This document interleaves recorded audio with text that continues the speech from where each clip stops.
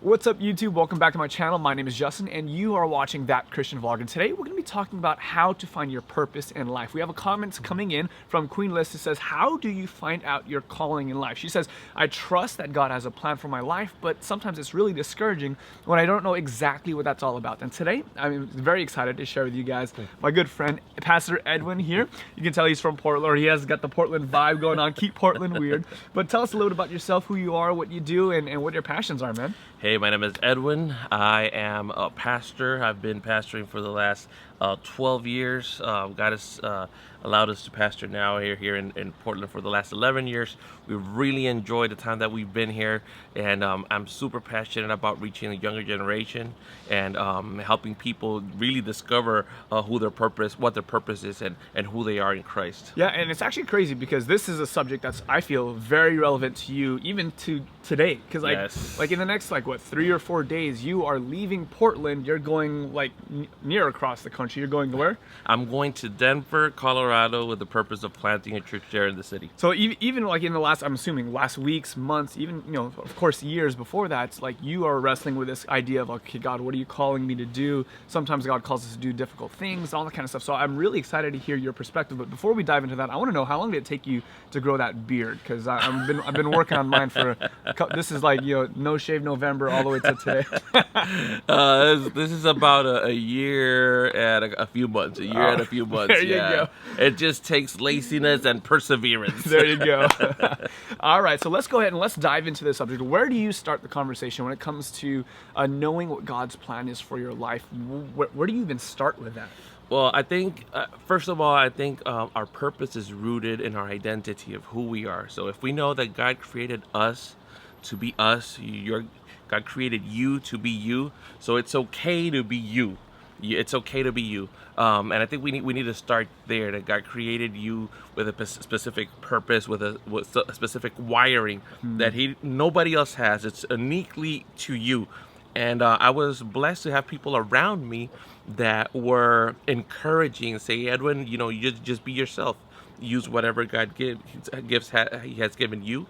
And as I explored that, I realized I didn't have to be a copy of anybody else. I could be myself, and once I was comfortable in my own skin, knowing that God created me and that it was okay to be me, then it was easier to discover what was His purpose for my life. Yeah, I think that's super valuable advice, because so many times when we think of, okay, God's calling me to do something, we kind of put God's calling in a very small little box. Okay, if God wants to use me, I must be exactly like my pastor over here. I have to have the big old beard. I gotta look this good.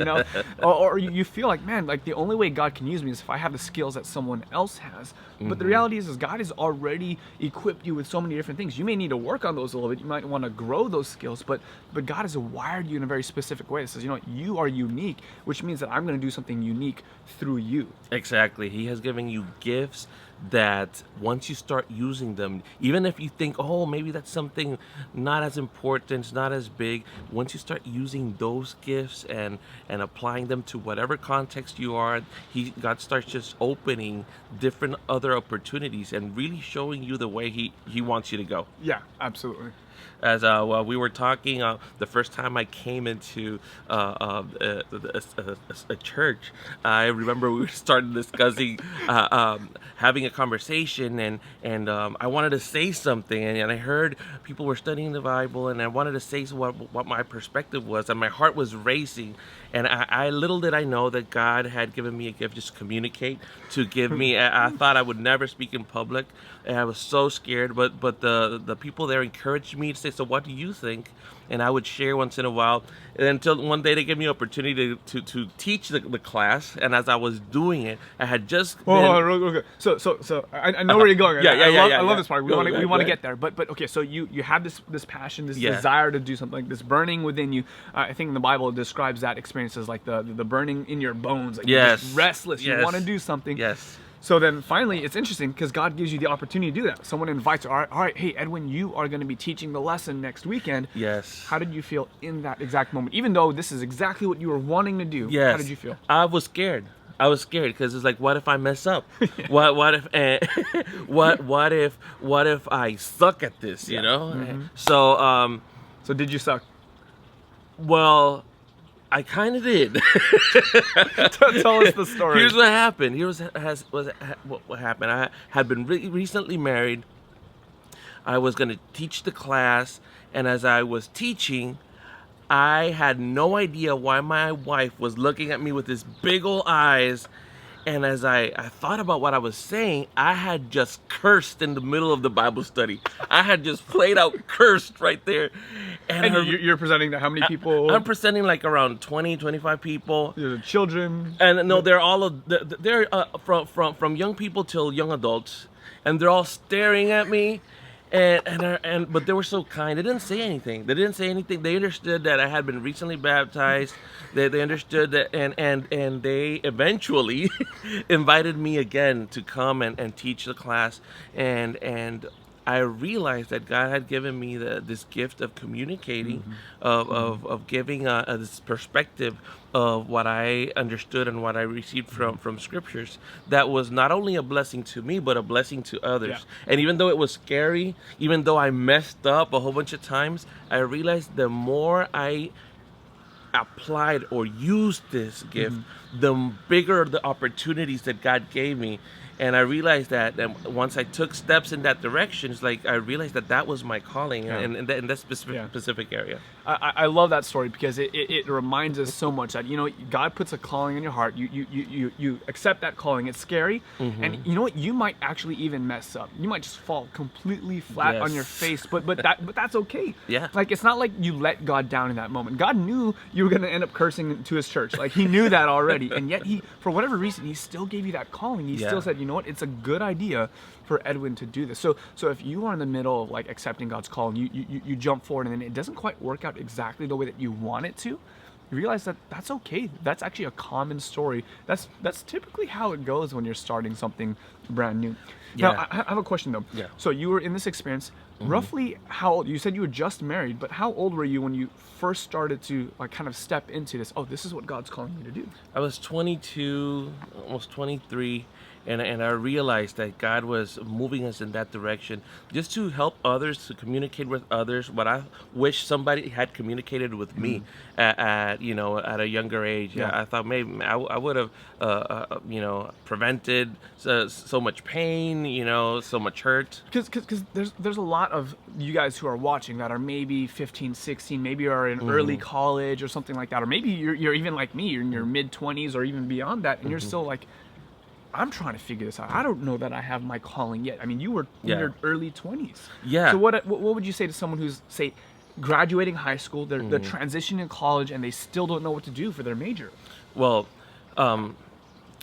when I was in high school, I remember thinking, man, I don't know what my gifts are. If I had them, I don't think even I have any gifts. But it had a lot to do with the people that I was around with as well. And I remember when I started hanging out or just communicating with people that were in a different environment, they started seeing things in myself that I didn't realize, that I didn't notice. While I was in this journey where I first started coming to church, and I just fell in love with Jesus and how he loved people, and I just started loving people the same way. There was an amazing pastor that as we walked together, one day he pulled me aside and he said, Edwin, I feel that God is calling you to ministry. Wow. And I had been wrestling with that thought in my heart, but I didn't dare to tell anybody. And when he told me, I totally freaked out. It's like, why are you saying this? Well, what's wrong with you? And he said, no, I feel that God is calling you to ministry. Yeah. And he told me to do something that I thought it was completely crazy. He said, I want you to pray and ask God to give you a specific sign. And I had never done this in my life, and I rarely even do to this day, to ask God for a specific sign. But when it comes to calling to a specific thing that I'm going to invest my life into, and if you're thinking about investing your life into a specific venture that you feel like God is calling you, it'd be a great idea. You tell God, let me know a specific way. And the way that he communicates to you doesn't have to be the same way he communicates to me. It could be completely different. But the important thing is that you know know from God that God affirms you and says, yes, this is what I want you to do with your life. This is what I want you to invest your talents, your gifts, your treasure. So and I did that. I prayed. I remember it was a weeknight when we had prayer meetings, and I prayed with the pastor and said, Lord, this is what I want you to do for me. Show me.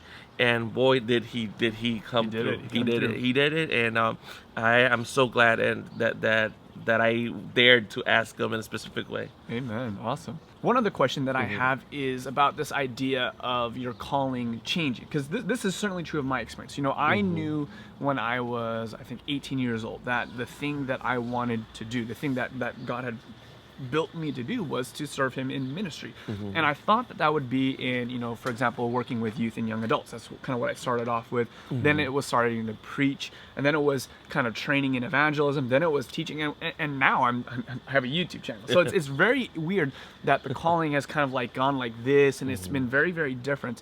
And I want to know, is that normal? Is that right? Is that wrong? Like, is it like once you have the call, boom, that's it, like you're locked in for life, or is there kind of an evolution of that?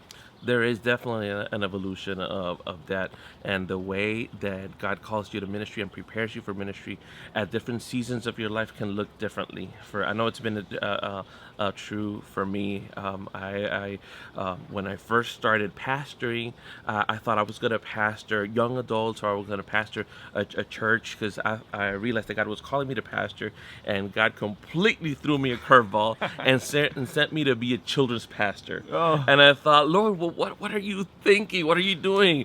I've never worked with children before. I thought I didn't like it. It sent me to the ER a few times. Like literally. Like literally, I was in the emergency room just wrestling with this idea, because it was super tough. What was the doctor? What's the story there? Well, I went to the doctor with this huge headache. I didn't know what it was. And he's like, well, he checked me. He did a lot of tests. It's like, you okay? Just rest a little, go to your home. Take a chill pill. And then I went back to the doctor in the emergency room, crazy headache. And he's like, hey, hold up. What? I already tested you. What is it that you're doing? Tell me. He's like, well, I just came out of a BBS. We had 275 kids. We were opening this children's church. And I just told him everything I was doing. He's like, no. You know what you have? It's called stress. So it really took me out of my comfort zone, stretched me, pulled me out. But now that I look back to it, I realize that God was molding, shifting my ministry in a way that I could see it in the bigger picture. It also blessed me because at the time I had little children. I had my kids were. So you had to adapt and grow. And learn. So it taught me to minister to them. I was able to teach them, to help them go through their discovery of who Jesus was at their age, and it was great. It was really, really great. It has morphed since that. Went to seminary, God sent me back to a ministry, and then he brought me to do this church planting thing. And it was another stage of life that I had to really refocus, rearrange, relearn. But there's a common denominator. There's a common denominator through the whole thing. I realized that God has always called me to help people connect with Him, to help people realize who He is, and be able to find a church family where they can discover that. So whether it be with young adults, whether it be with youth ministry, whether it be with children, and now in this church planting context, for example, I never thought in my life, my first language is Spanish. I thought I was going to be preaching and teaching and pastoring Spanish churches. You're from Puerto Rico, right? I was born and raised in Puerto Rico. I've only been here 11 years, almost 12 years in Portland. So I thought that was the thing. And God said, no, you're going to preach in English. And it's like, are you sure we want to do this? But it stretched me, and it's given me the chance to meet amazing people that I wouldn't have the chance maybe if I only stuck with what was comfortable to me. So every time you decide to live out God's calling with the giftedness that He has given you, remember this: it's going to be uncomfortable. He's going to stretch you. He's going to take you out of your comfort zone, because once he does that, you're going to have to depend on Him. You're going to have to rely on Him. And once He does something through you, you realize that it wasn't any of your talents, any of your giftedness. It was that He was using you in that context. And that's so rewarding to us. You look back and say, wow, it had nothing to do with me. It was all God who did that.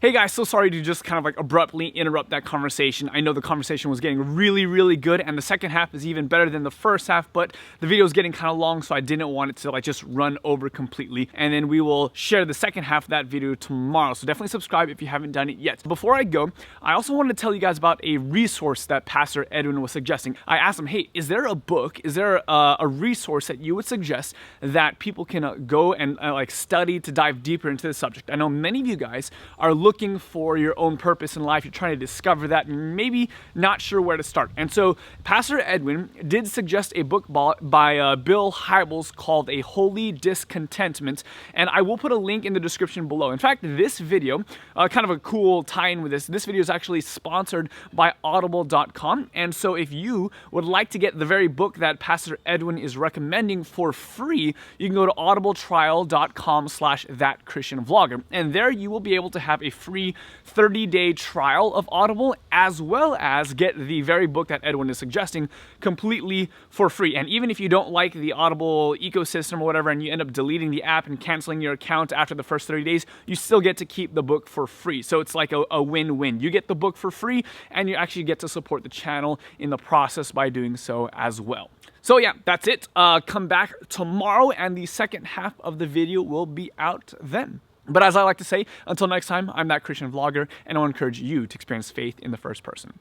God bless.